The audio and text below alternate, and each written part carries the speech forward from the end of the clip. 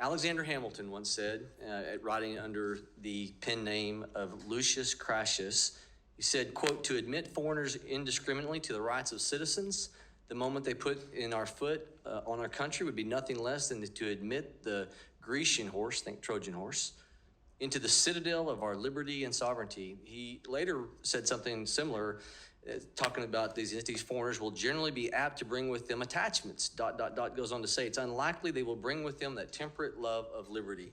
Ms. Kirshner, you have talked about, we're granting the right of citizenship right now through the administration, the benefit of citizenship from those coming from Haiti and from Cuba. The moment they are paroled by this administration, I will submit as a member of the Homeland Security Committee, as we've prosecuted this case out of that committee, illegally in defiance of what federal statute, the moment they come in under what Secretary Mayorkas and what this administration has brought forth, they come in illegally. We are granting them citizenship-like status.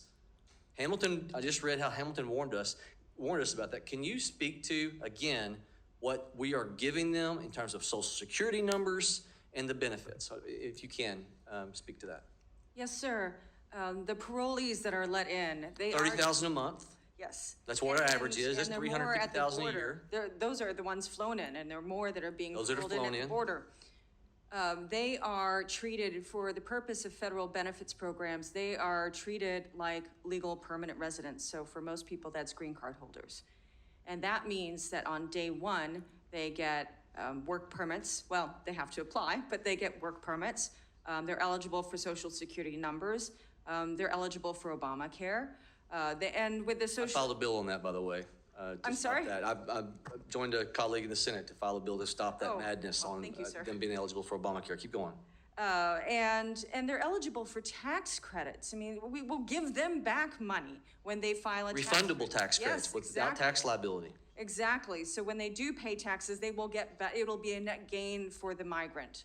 So in 5 years, all of those parolees will be eligible for everything under the sun: Medicare, Medicaid, Social Security, TANF, food stamps, Social Security income, federal student aid.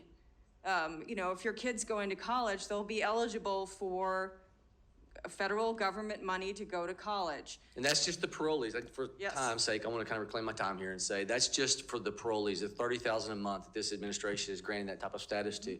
But then you also have, once these children, these individuals, these illegal immigrants have children, then that child, absent the parole release into the country, that also grants that family access that may not be paroled into these other benefits of food stamps and Medicaid. So I want to continue. Let me ask you something. Yes, sir. You were put in contrast with Cato a minute ago in terms of your numbers. Mm-hmm. Cato claims that the revenue brought in by illegal immigration is $1 trillion. You all are stating that the revenue brought in on an annual basis is $31 billion. That is quite the contrast. $1 trillion, Cato says, is the total to all benefits, the state, local, federal, $1 trillion in revenue. Yet you all contend it's $31 billion. Cato says the benefits from illegal immigrants is $700 billion. You all say it's $180 billion. It's quite the contrast. Also, if you listen to Cato, they are to be pro-liberty. And one of the comments, I'm not recognizing you yet. You keep interrupting members of Congress, and it's been quite said to you. I've seen you in Homeland Security, and you've been asked to be a guest, and so I'd ask that you honor that. $31 billion compared to $1 trillion. Benefits, $700 billion versus $180 billion. That's unbelievable. So I'm going to break it down because I got 45 seconds. For anyone who would doubt your numbers or grant deference to Cato, break it down to the smallest sample size that we can look and we see numbers and the impact. Look at what's happening in New York. Mm-hmm.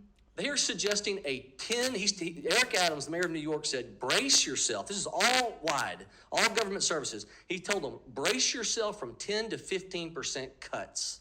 It's a Democrat mayor. So if there's such a positive benefit, then why isn't New York seeing that? Why are they having to tell all government service, brace yourself for 10 to 20% cuts? Ms. Kirshner, I will give you the last word on that. Yes, sir. I think the difference is whether you're looking at a broader economic impact, GDP, or whether you're looking at the cost to the federal government, the cost to American taxpayers, which is what we're looking at. We're looking at the cost to American taxpayers. And this is being felt most acutely at the state and local level. And the National Academy of Sciences agreed on that as well, that this is something that the federal government, we're spending billions of dollars on it, and it's only going to increase as the numbers come in. I yield, Mr. Chair.